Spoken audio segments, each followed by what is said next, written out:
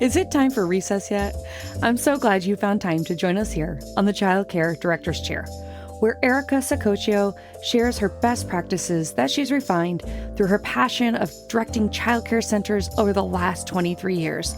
From parenting interaction, systems to save you time, money, and stress, to profitability. She shares it all from the Child Care Director's Chair.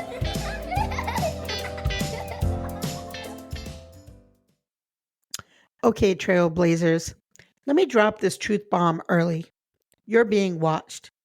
Not in a creepy reality TV show way, but in your staff, your students, and those families are all soaking in your every move kind of way. From the tone at drop off to how you handle that meltdown at 3:47 to whether or not you return that smile in the hallway. You are the standard. And every day, whether you realize it or not, you're modeling the bar of excellence or the bare minimum. So today we're going to get into the nitty gritty of how to model excellence even when you're tired, frustrated, or just done. Because boo, your leadership isn't measured by your title, it's measured by your actions. So let's talk about it. You are tuned in to the Child Care Director's Chair podcast. I am your host, Erica Saccoccio, and we are so happy you're here today. Let's get into it. Let's talk about how you model excellence even when you're tired. Because let's be real, leadership is exhausting. Exhausting. You've got emails pinging, the substitute is ghosting you at 6:58 a.m., and a parent demanding a conference before you even have had your morning coffee. And you running on caffeine and sheer willpower. But even in the messiest of moments, you are setting the tone. So, how do you model excellence when you're low on energy and high on stress? Well, first of all, consistency over perfection. Don't try to be flawless, just be consistent. When your team knows what version of you is walking through the door, it creates psychological safety.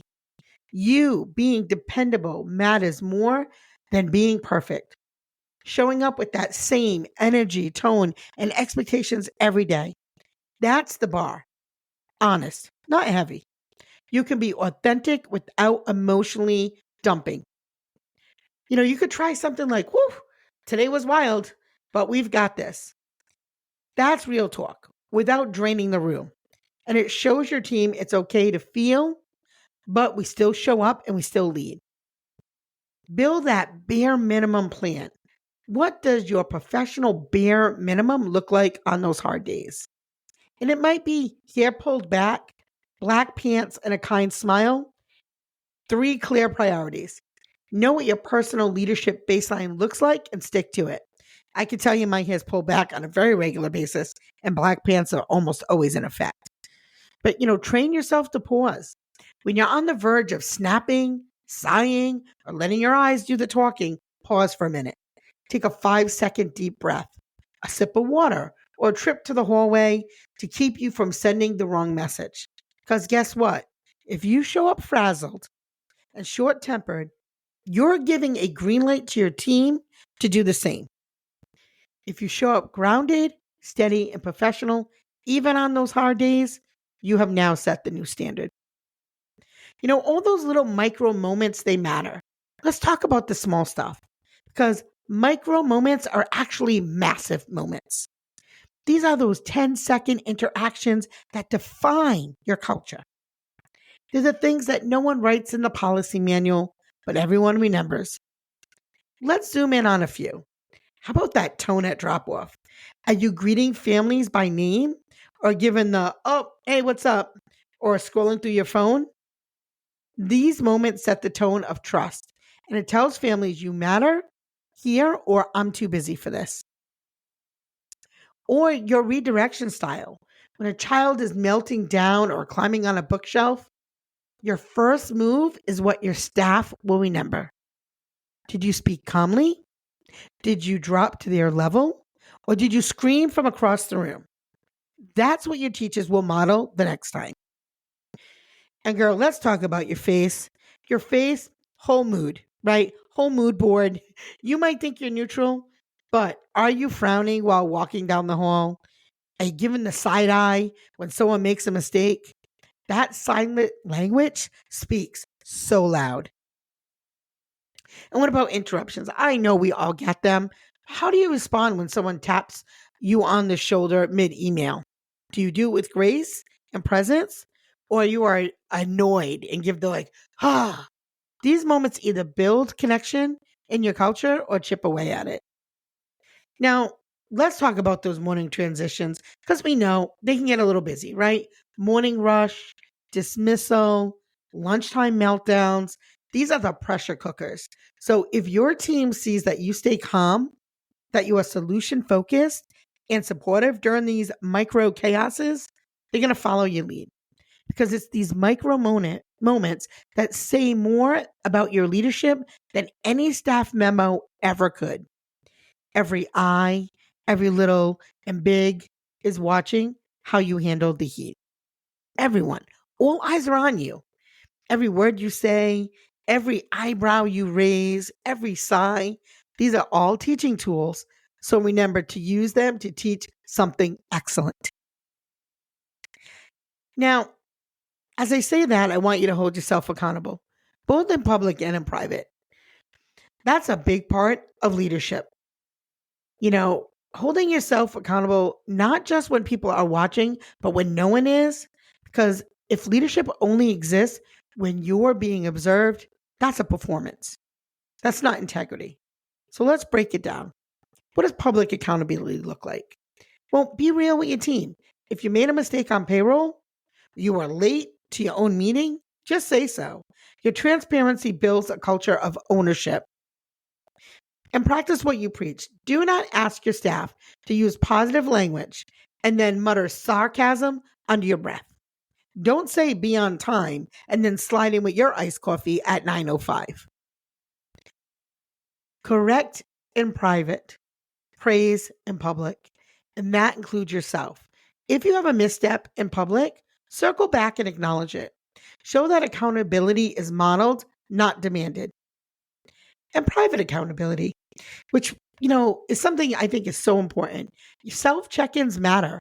Ask yourself, would I be proud of this interaction if it was caught on camera? And honestly, for most of us, it is, right?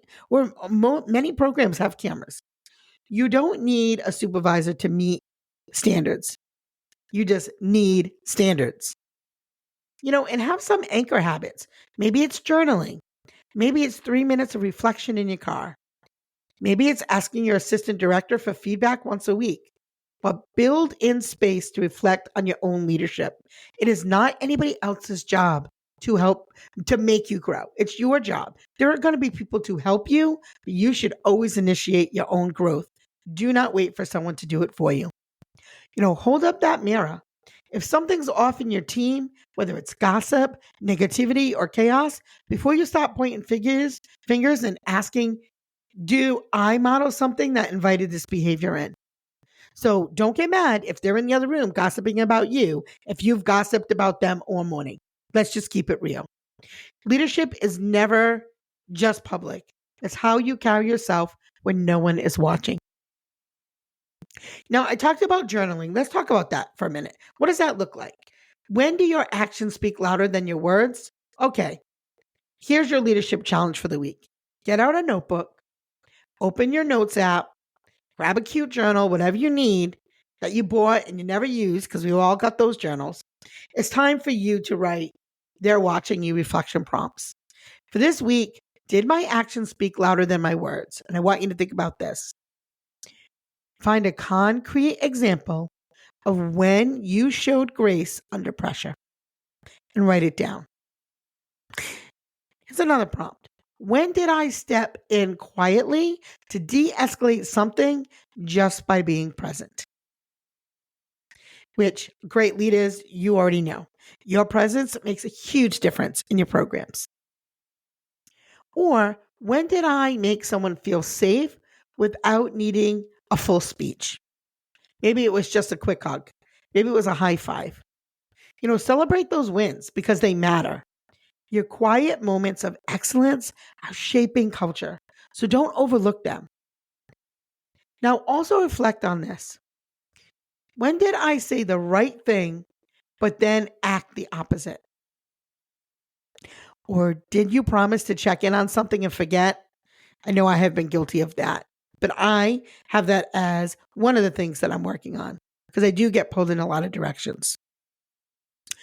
Did I ask others to stay calm while my energy was all stressed and chaotic? Use the journal to catch your blind spots. They really will help you build awareness and reinforce your growth because leaders who reflect are leaders who rise. So let's be clear. The days of do as I say and not as I do leadership are over. We're building something better, and you don't have to do it alone. The ECE Trailblazers coaching program is coming this July. It's designed to support you in becoming the kind of leader that people want to follow. Not just because they have to, because they trust you. Whether you're a teacher assistant eyeing a leadership position, or a seasoned director who's ready to scale, or maybe a future multi-site owner with a big vision, this is your space. We're talking real growth, real leadership, and real results without burning yourself out. Remember, they're watching you, boo, in the chaos, in the car line, in the break room, and the way that you celebrate, and the way that you correct. So lead like every moment matters, because it does. And you, my friend, you were built for this. This is the Child Care Director's Chair podcast. Thank you for tuning in. Let's build leadership that's worth watching. Have a great day. Well, all the cute little kiddos have been picked up and it's time to go home. And that'll do it for another episode of the Child Care Director's Chair. Please leave a review so Erica knows the information is helping you to manage and improve your childcare centers. Remember to subscribe to get the latest episode from Erica's Child Care Director's Chair.